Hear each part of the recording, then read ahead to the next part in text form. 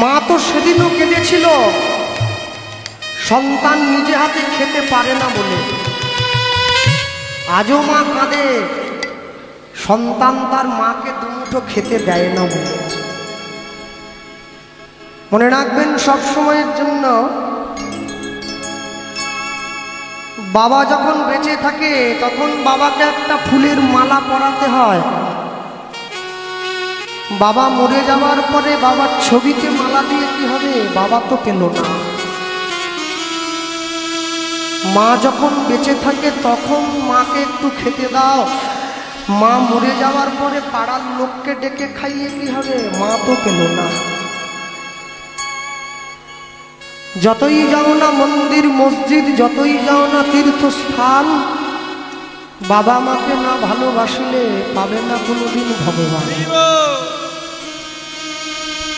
পিতা মাতার সেবা করবে সবার আগে, আর পিতা মাতার সেবা যদি সঠিক করে করতে পারো, তুমি দেখবে জগতে তোমার সব কিছুর জায়গাটা পরিষ্কার থাকে, বড় সুন্দর থাকে। পিতায় শ্রদ্ধা মায়ে টান, সেই ছেলে হয় দেশের প্রাণ। মাতৃভক্তি অটুট যত, সেই ছেলে হয় কৃতি তত। মায়ের প্রতি টান যেমনি, ছেলেও জীবন পায় তেমনি। এই সারা ভারতবর্ষের মধ্যে সব থেকে শ্রেষ্ঠ শিক্ষিত রাজ্য হচ্ছে কেরালা। 95% শিক্ষিত লোক যে রাজ্যে বাস করে। যত রাজ্য আছে সব থেকে শিক্ষিত রাজ্য কেরালা। এটা যেমন ঠিক, এই সারা ভারতবর্ষের মধ্যে সব থেকে বেশি বৃদ্ধাশ্রম কেরালাতে আছে, 93%।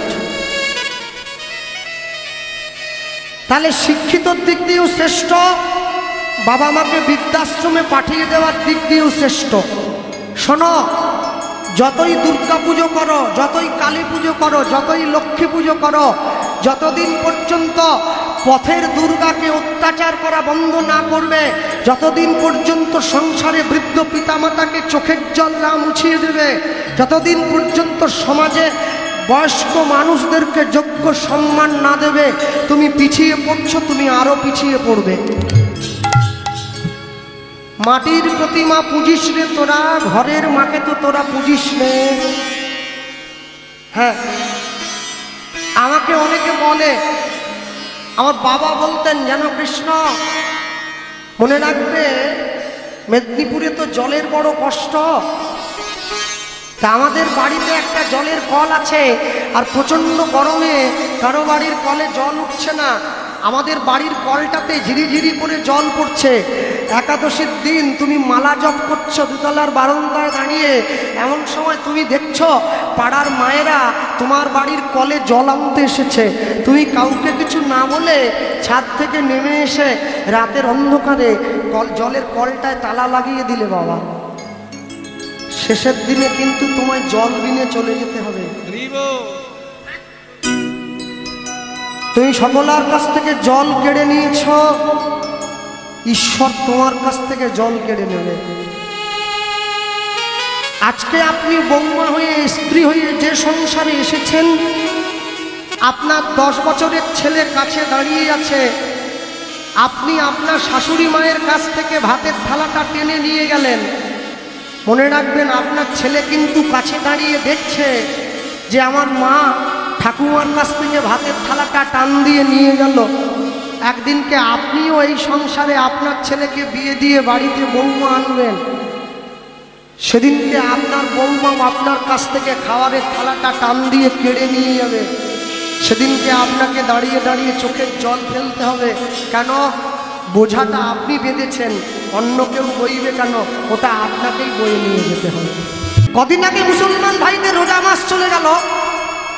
যে সমস্ত মুসলিম ভাইদের সঙ্গে আমার পরিচিতি আছে, আমি ওদের দিয়ে, হ্যাঁ রে তোরা তোরা তোরা তোদেরকে মাঝে মাঝে দেখতাম তোরা বিড়ি খেতিস, খৈনি খেতিস, মদ খেতিস, এখন খাচ্ছিস না?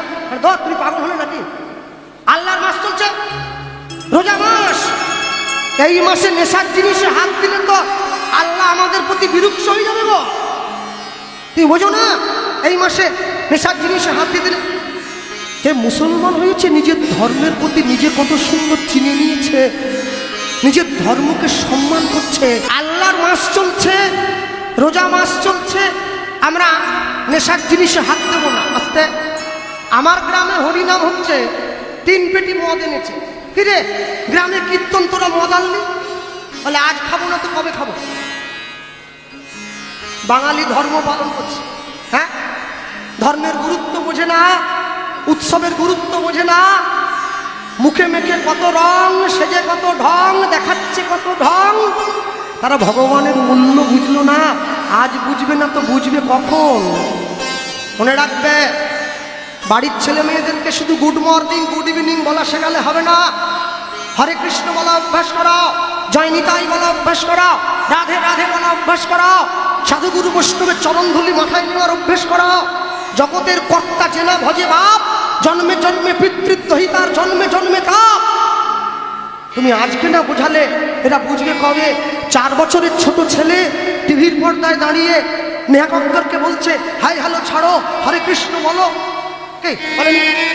4 বছর বয়স, এইটুকু বাচ্চাটা, 4 বছর বয়স, বৃন্দাবনে বাড়ি, ভাগবত দাস ব্রহ্মচারী, এইটুকু ছেলেটা ওকে দাঁড়িয়ে হ্যালো, হাই হ্যালো ছাড়ো, হরে কৃষ্ণ বলো।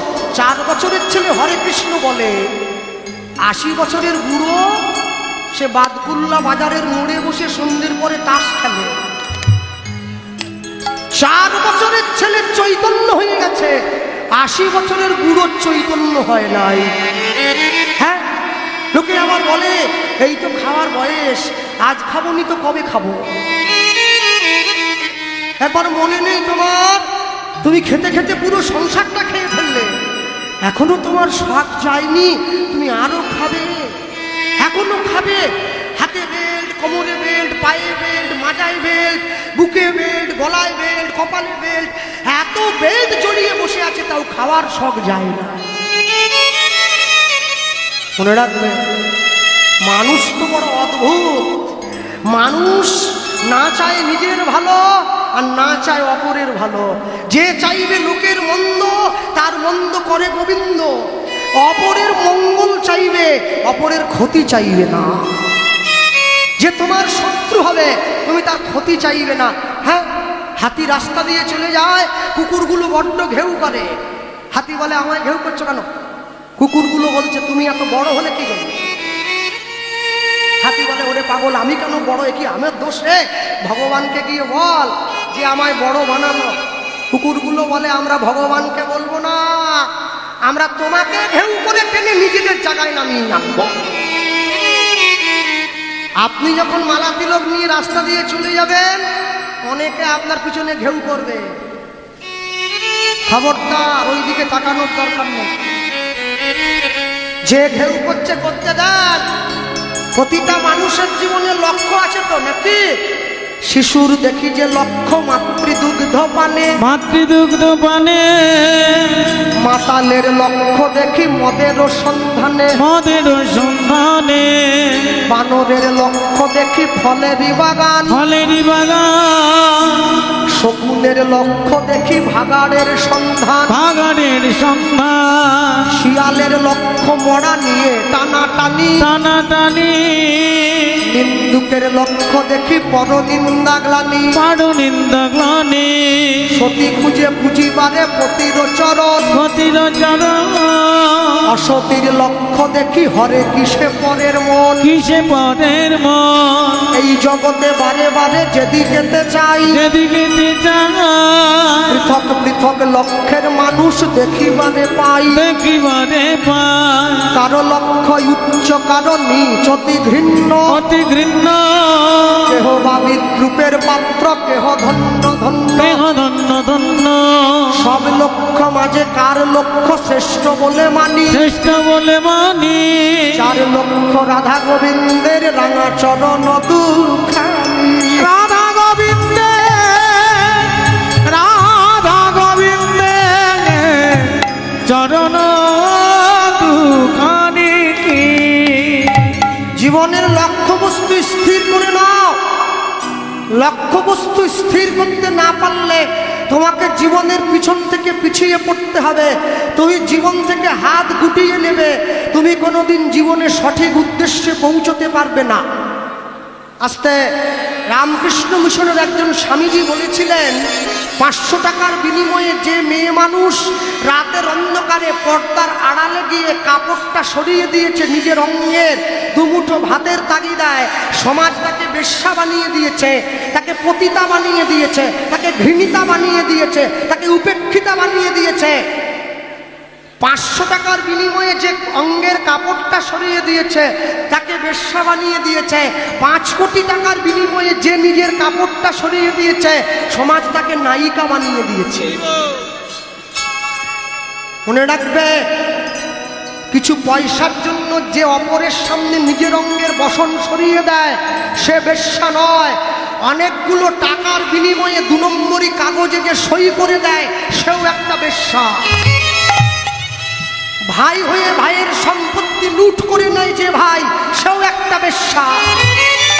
সমাজে একটা ভালো কাজ হলে যে বাধা দেয় সেও একটা বেশ্যা। সব থেকে বড় কথা, হরি নামে কাঠি করে যারা, তারা সব থেকে বড় বেশ্যা। কোনদিনের জন্য নিজের সত্তাকে ছাড়তে ভুলবে না। মানুষ তোমায় অনেক কিছু বলবে, কারো কথায় কান দেবে না। আমি গতকালকেও বলেছিলাম, যার মুখে ভাই হরি কথা নাই তার মুখপানে চেও না। যার মুখ দেখি ভুলে যাবে হরি, তার কাছে তুমি যেও না। সব সময় মনে রাখবেন, এত সুন্দর জীবন পেয়েছেন, জীবনকে সঠিক করে চালনা করুন। হ্যাঁ, এই নদিয়াতে একটা বাড়িতে কীর্তনে এসেছিলাম, কৃষ্ণনগরে, ব্যক্তিগত বাড়ি, আমি নামটা ভুলে গিয়েছি। ভদ্রলোক উকিল ছিলেন, উকিল, বড় উকিল। বাবার মৃত্যুবার্ষিকীতে হরিনাম দিচ্ছেন জানেন। তা আমি যখনই গাড়ির থেকে নেমেছি, একটা পোষা কুকুর আছে বাড়ি, আমি তো মালা তিলক করে আছি, যখনই গাড়ির থেকে নেমেছি না, কুকুরটা ছুটে এসে সামনে 2 পা আমার সামনে তুলে দিয়েছে। আমি তো ভয় পেয়ে গেছি। মালিকবাবু ছুটে এসে বলছে, আপনি ভয় পাবেন না, ও তো মানুষ নয় যে আপনার পায়ে হাত দিয়ে প্রণাম করবে, আপনাকে অভিনন্দন জানাচ্ছে, ওকে শেখানো আছে। ঘরে বসলাম, এত শ্রোতা নয়, শখানেক ভক্ত ছিল, ব্যক্তিগত কীর্তন। তো কুকুরটা লেজ পর্যন্ত নাড়ে নাই, 3.5 ঘন্টা একভাবে বসে আছে মালিকের পাশে। সবাই যখন কীর্তন শুনে উঠে চলে যাচ্ছে যেখানে ভক্তরা বসেছিল, আমি যখন ঘরে যাচ্ছি, আমি যাওয়ার সময় পিছন ফিরে দেখছি কুকুরটা ভক্তদের ধুলিতে গড়াগড়ি দিচ্ছে। মালিক বাবুকে ডেকে বললাম, স্যার ওরা কুকুরটা কি করছে? গা কি চুল করছে বলে বলছে? বলে না না, ওকে শিখিয়েছি। ওকে যখন আমার বাড়িতে এনেছিলাম ওর 5 মাস বয়স ছিল, আজও 5 বছর হয়েছে, ওকে শিখিয়েছি। তুই তো মানুষ, তুই মানুষ তো হতে পারলি না, তুই পশুকুলে জন্ম নিয়েছিস। আমার বাড়িতে প্রতি বছর কীর্তন হবে, তুই ভক্তদের চরণ ধুলিতে গড়াগড়ি দিবি। পরবর্তী জীবনে যদি মানুষ হয়ে জন্ম নিস না, ভগবান তোকে ভক্ত কুলে চলবে। দিন রাত্রি 24 ঘন্টা সময়ের মধ্যে 24টা সেকেন্ড তার চরণে দেবে। ঘরের দরজাটা বন্ধ করে দিয়ে তার চরণটা জড়িয়ে ধরবে। প্রভু, এই সংসারে আমার কেউ নেই, শুধু তুমি আছো আর আমি আছি। আপন বলতে আমার কেউ নেই এই সংসারে। সারা জীবন সবাই শুধু আমার কাছে চায়, ছেলে বলে দাও, মেয়ে বলে দাও, স্ত্রী বলে দাও, পুত্র বলে দাও। আর যেদিনকে আমি দিতে পারবো না, আমি সবার চোখে ছোট হয়ে যাব। যাবৎ বিত্ত পার যেন শাক্তাও, তাবন নিজ পরিবার দত্ত, তদনুচ জরয়া জর্জর দেহে বার্তাং কোপি না পৃচ্ছতি গেহে। যে কদিন পর্যন্ত তুমি অর্থ উপার্জন করতে পারবে, যাবৎ বিত্ত উপার্জন শক্ত তাবন নিজ পরিবার দত্ত, সে কদিন পর্যন্ত এই সংসার তোমায় ভালোবাসবে। তদনুচ জরয়া জর্জর দেহে, যেদিন জরায় শরীরটা জরাজীর্ণ হবে, বার্তাং কোপি না পৃচ্ছতি গেহে, কেউ ডেকেও খোঁজ নেবে না, বাবা কেমন আছো, মা কেমন আছো। দারুণ সংসারের চরিত্র দেখিয়া পরাণে লাগিছে ভয়, কলিকাল সাপের মুখে শুতিয়া রয়েছে, আমার না জানি কখন কি হয়। সুখেরও লাগিয়া যে ঘর বাঁধিনু বাঁধিনু দুঃখের তরে, যেমন জ্বলন্ত অনল দেখিয়া পতঙ্গ জ্বলিছে পুড়িয়া মরে। বিষ বরলে ভরল এ দেহ, আর কি ঔষধ আছে? দাসে অনন্ত কহে সাধু ধন্বন্তরী, চরণ শরণ পাছে। হরিবল হরিবল হরিবল। আর আমাদের কোনো গতি নেই। সারা ভারতবর্ষের সর্বকালের শ্রেষ্ঠ প্রধানমন্ত্রী ইন্দিরা গান্ধীজি ছুটে এসেছেন কাটোয়া কান্নায় ভবা পাগলার কাছে চরণে পড়ার জন্যে। আমায় দীক্ষা দেবেন না? একই মা, তুমি দেশ চালাও। ইন্দিরা গান্ধী বলছে, আমি দেশ চালাই, আপনি আমাকে চালাবেন? আপনি আমাকে চালাবেন? কানটা বাড়িয়ে দিয়েছে, কথা যেন কারো কাছে প্রচার না হয়। আরে আমার বাড়িতে যদি এই যে আমার পরে পদ্ম পলাশ গাই, জি বাংলা সারেগামাপা চামচু কে, ও যদি আমার সঙ্গে দাঁড়িয়ে একটা ছবি তোলে, আমার কীর্তনের দরটা চচ্চর করে আরো 10,000 টাকা বেড়ে যাবে। কেন? আমি জি বাংলা চ্যাম্পিয়নের সঙ্গে ছবি তুললাম। কে? না না, তুলবো না বলছে। হ্যাঁ, ভবা পাগলা তো ইচ্ছা ছিল, উচিত তো ছিল 21টা রাষ্ট্র যে চালায় তার সঙ্গে ছবি একটা তুলে ফেসবুকে ছেড়ে। আমার গুরুগিরি করতে সুবিধে হবে, আরো 1 লক্ষ শিষ্য বেড়ে যাবে। গুরুদেব গিয়ে শিষ্যের কানে বলছে, প্রচার যেন না হয়। হ্যাঁ, মানযশ প্রতিষ্ঠা শুকরের বিষ্ঠা, প্রচার হবে না। রঘুনাথ দাসকে মহাপ্রভু বলেছিল, কি রঘুনাথ, ভালো না খাইবে ভালো না করিবে, অমানি মান সদা কৃষ্ণ নাম তুমি লবে। আর শোনো, একটা কথা মনে রাখবে, স্থির হইয়া ঘরে যাও না হও বাতুল, কমে কমে পায়ে লোকে ভবসিন্ধুর কুল।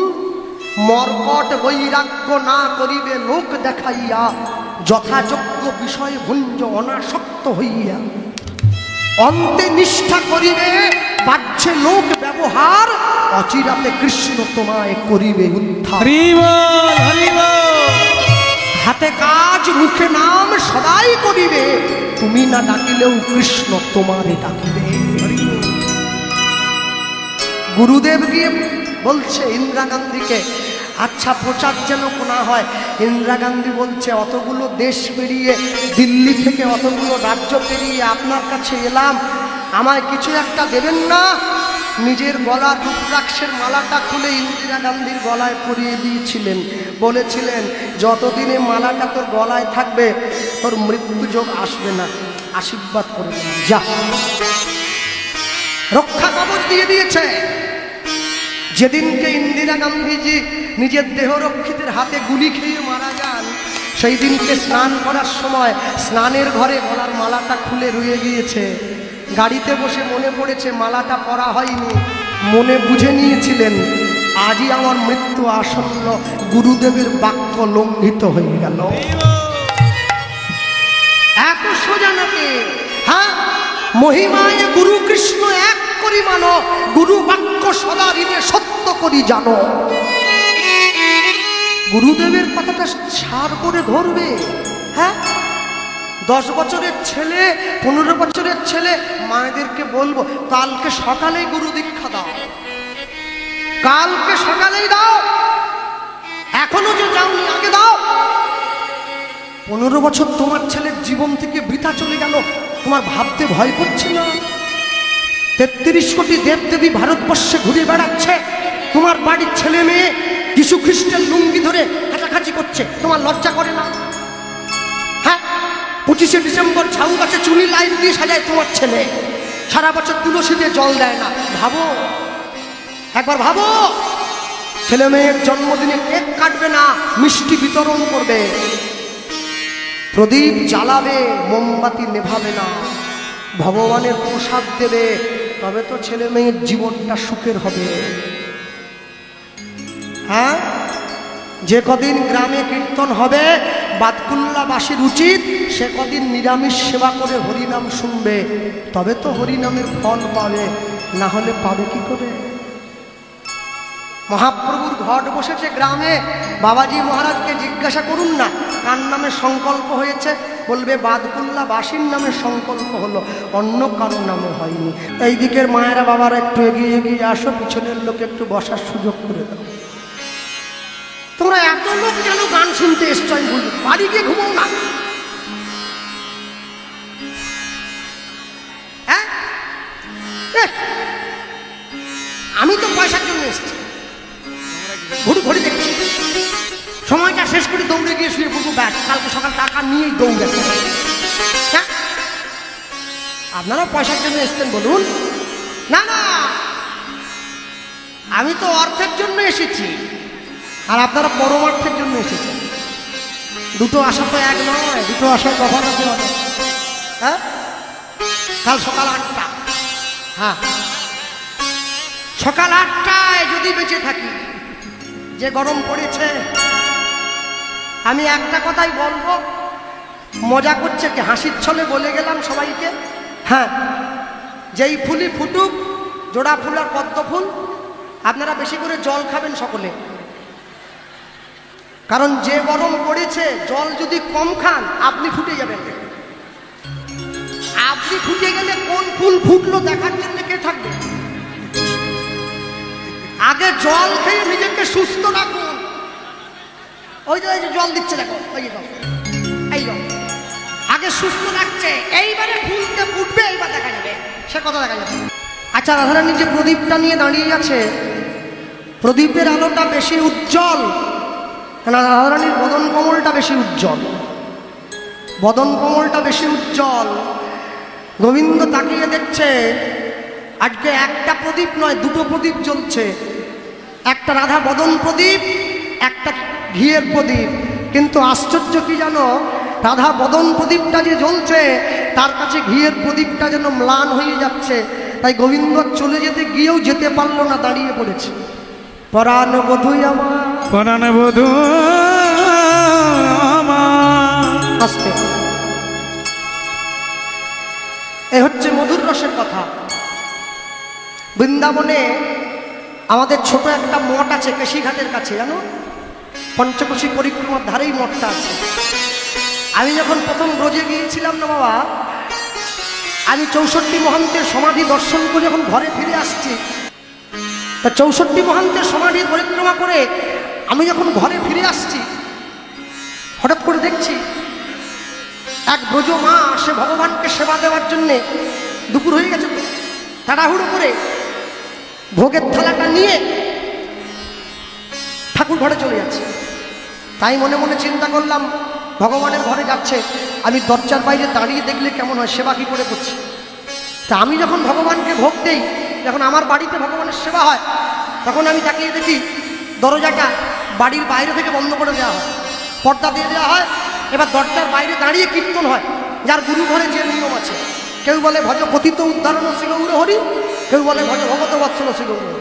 এবার যিনি ভোগ দিচ্ছিলেন তিনি উত্তরীয়র মধ্যে হাতটা নিয়ে গিয়ে জবটা সেরে নিলেন, আচমনটা সেরে 3টে তালি দিয়ে পর্দা সরিয়ে, এবার বাকিরা ভোগ দর্শন করবে, প্রসাদ নিয়ে ঘরে যাবে।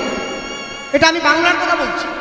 আমি যখন বোঝে গিয়ে দর্শন করলাম, আমি দেখছি আমরা ভগবানকে সেবা দেই দরজাটা বাড়ির বাইরে থেকে বন্ধ করে, আর সেই ভোজের মা সে ভগবানকে সেবা দিচ্ছে দরজাটা বাড়ির ভেতর থেকে বন্ধ করে। গেল ভেতর থেকে বন্ধ করলো কেন? দেখি শিক্ষা দীক্ষার ঘন্টা যায় নাই নাকি?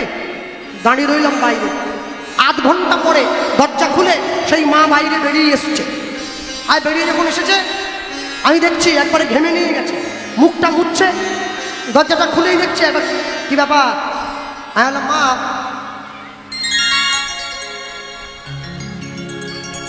আস্তে আস্তে আস্তে আস্তে,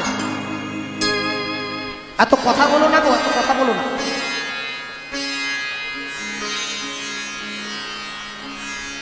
এখন সামনে বেরিয়ে এসছে। আমি বললাম, মা আমি মেদিনীপুর থেকে এসছি। ও বাংলার মানুষ, বলো কিছু বলবে?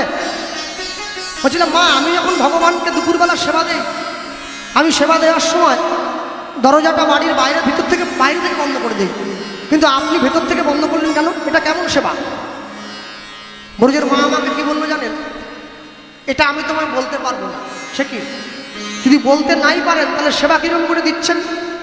তুমি কি জানো না আপন ভজন কথা না বলিব এটা কথা? না না মা, আমি একটু আচ্ছা এর ভিতরে এসো। তুমি আমার কাছে একটা এমন প্রশ্ন করলে বাবা, যেটা না বললে আমি নিজে ছোট হয়ে যাব, আবার বলে দিলে আমার গোবিন্দকে ছোট করা হবে। তবে হ্যাঁ, আমি তোমায় কথাটা এমন করে ধরিয়ে দেব, উত্তরটা তুমিই জেনে দেবে। আরে উত্তর যদি আমি জানবো তাহলে আপনাকে বলছি কিসের জন্য? শোনো, আমি কথাটা এমন করে সাজিয়ে দেব, উত্তরটা তুমিই বলবে। আচ্ছা বলো তো, স্কুলে পড়াশুনো করেছো ছোটকালে? বলো হ্যাঁ। কখন যেতে স্কুল? সকাল 10টায়। কখন আসতে বাড়ি? বিকেল 4টে। মনে করে বলো, তুমি যখন সকাল 10টায় স্কুলে গিয়ে বিকেল 4টের সময় ঘরে ফিরে আসতে, তোমার মা কি তোমায় খেতে দিত? হ্যাঁ, মা তো দিতই খেতে। আচ্ছা বেশ, তোমার মা যখন তোমার সামনে খাবারের থালাটা দিত, ভাত ডাল বেগুন ভাজা পটলের ব্যঞ্জন, তোমার মা যখন তোমার সামনে খাবারের থালাটা দিত, তোমার মা কি খাবারের থালাটা তোমায় দিয়ে তোমার কাকিমার সঙ্গে গল্প করতে চলে যেত?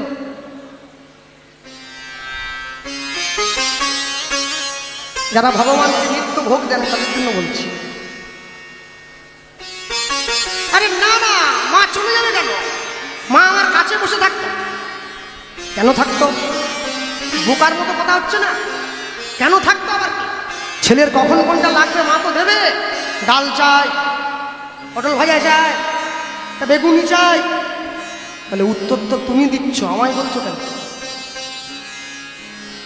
আমি বললাম মানে, হ্যাঁ, তুমি যে গোবিন্দের ঘরে ভোগের থালা ঢুকিয়ে দিয়ে দরজার বাইরে দাঁড়িয়ে কীর্তন করছো, মনে করো আমার গোবিন্দের আরেকটু ডাল চাই, কাকে বলবে?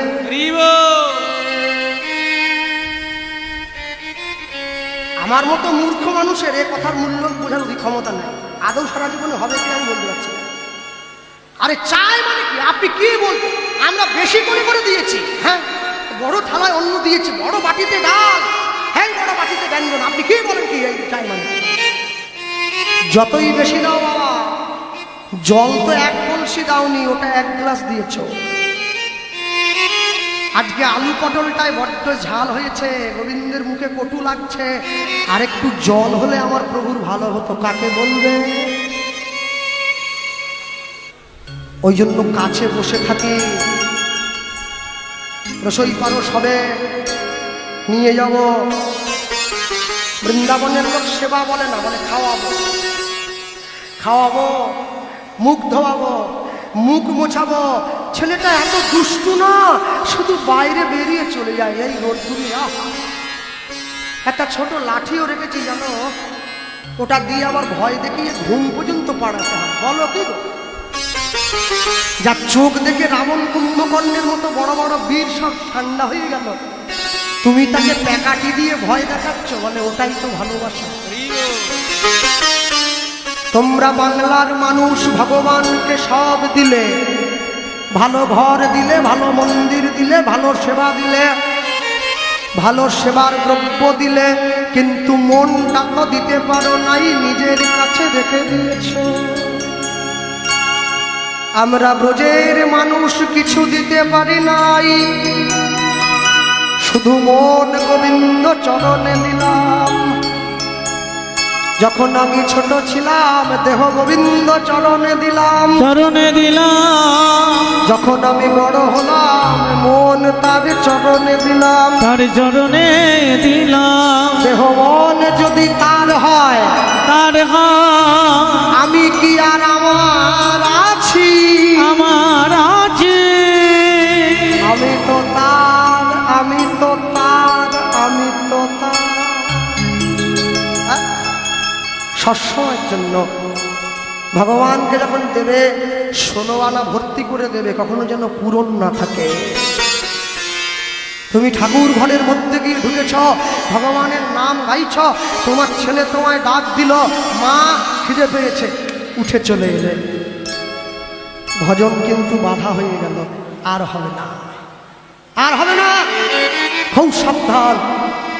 ভগবানকে যখন ভালোবাসবে অন্তর থেকে বাসবে।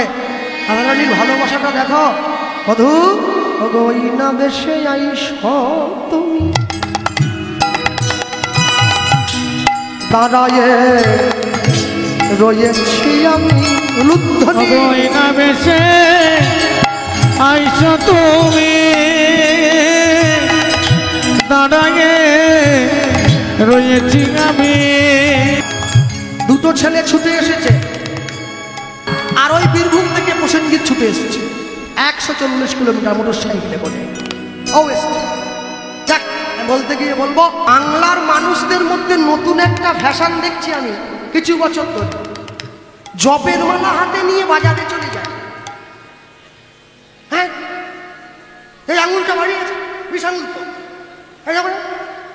তো রে, আলু কাতরে পটল ঝিঙে, তুই কোনটা করছো?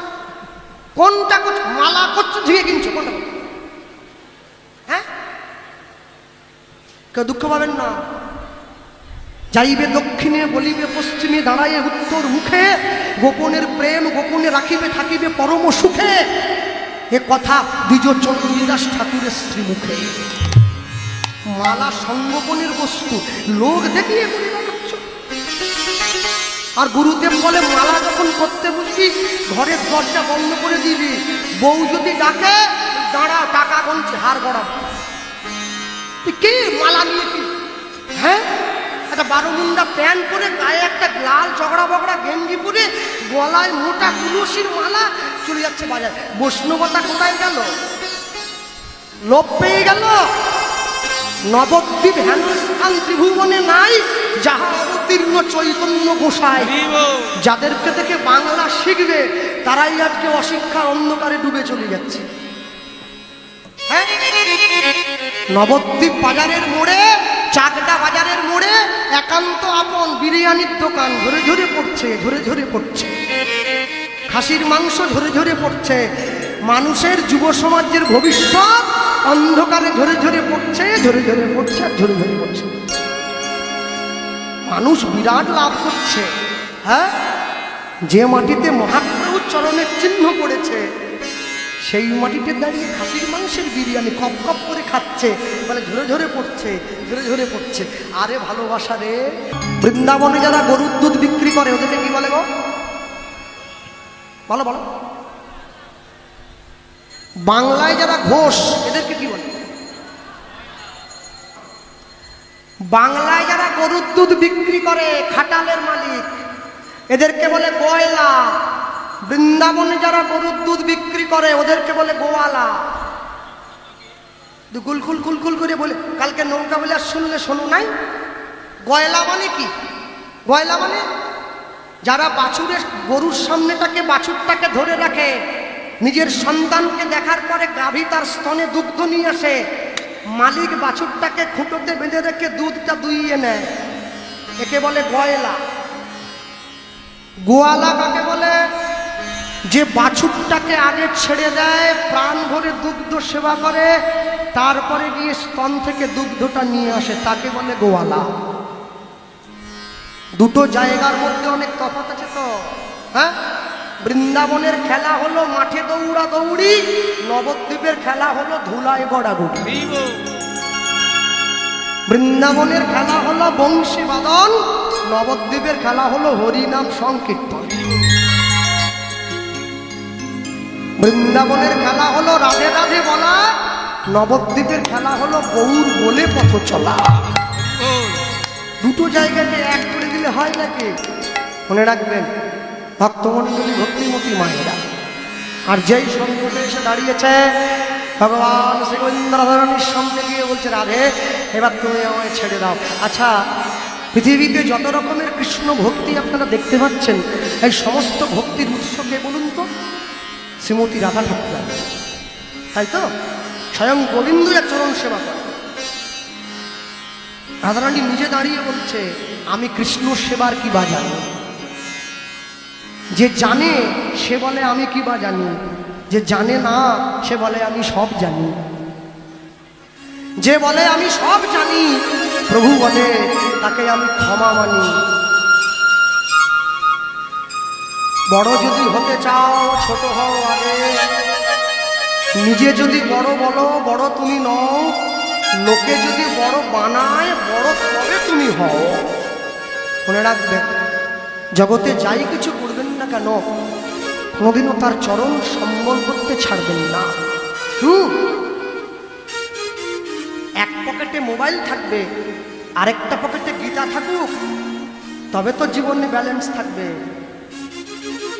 সপ্তাহে এক রবিবার করে বাড়ির সবাই মিলে মাছ মাংস এনে খাও, আরেক রবিবার করে মন্দিরে গিয়ে প্রসাদ পাও, তবে তো জীবনে ব্যালেন্স থাকবে। মাসে একদিন করে বাড়ির সবাই মিলে সিনেমা দেখতে যাও, মাসে একদিন করে হরিনাম শুনতে যাও, তবে তো জীবনে ব্যালেন্স থাকবে। দোলের দিন রং মাখো, বিয়ে বাড়িতে গিয়ে গায়ে সেন্ট মাখো, এত ভালো ভালো জামা পরো, মাঝে মাঝে একটু হরিনামের ধুলিতে গড়াগড়ি দাও, তবে তো জীবনে ব্যালেন্স থাকবে। যেদিন তোমার যাওয়ার সময় এসে যাবে, তুমি অনায়াসে তার চরণ তলে চলে যাবে। আমি বলতে গিয়ে বলবো, শ্রী গোবিন্দ রাধারানীর কাছ থেকে বিদায় নিয়েছে, আর ওই যে যখন বিদায় নিল, এক পা দু পা করে ঘরের দরজায় এসেছে। ব্রজবাসীদের মনে বড় আনন্দ, কেন গোবিন্দ ঘরে ফিরেছে। হ্যাঁ, আর গোবিন্দ যে ঘরে ফিরেছে, মনে রাখবে, আর এই যে গোবিন্দ ঘরে ফিরে এসছে, মা যশোদা আগে থেকে আরতির ডালা নিয়ে দাঁড়িয়ে রয়েছে সম্মুখে। মানুষকে যখন আরতি করা হয়, আরতি করা হয় বাম দিক থেকে, যখন ভগবানকে আরতি করা হয়, আরতি করা হবে ডান দিক থেকে। ভগবান সামনে দাঁড়িয়ে পড়েছে। মা যশোদা জানে আমার ঘরে কে এসেছে।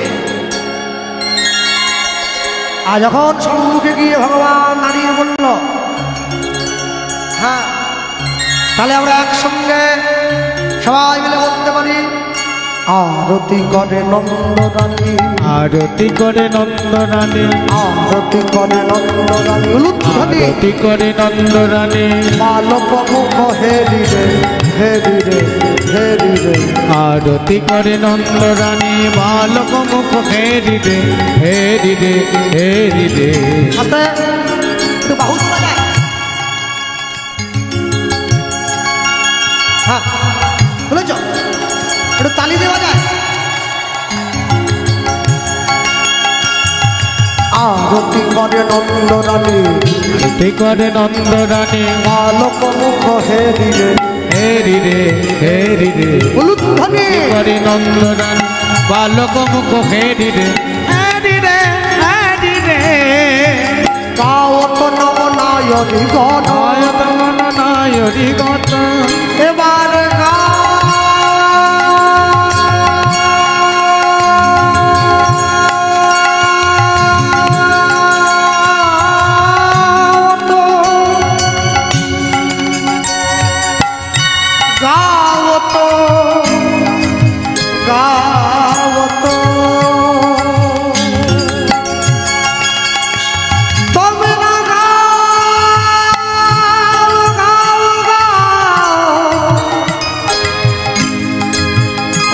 গোবিন্দের গুণগান, গুণগান করে করতালি দাও, উলুধ্বনি দাও, শঙ্খধ্বনি দাও। গাওত নব নায়রি গণ, গাওত নব নায়রি গণ, গাওত নব নায়রি গণ, গাওত নব নায়রি গণ। শিশুগণ কর তাদিরে, তাদিরে, তাদিরে। আরতি করে নন্দরানী, বালক মুখ হেরি রে, হেরি রে, হেরি রে। আরতি করে নন্দরানী, বালক মুখ হেরি রে, হেরি রে, হেরি রে।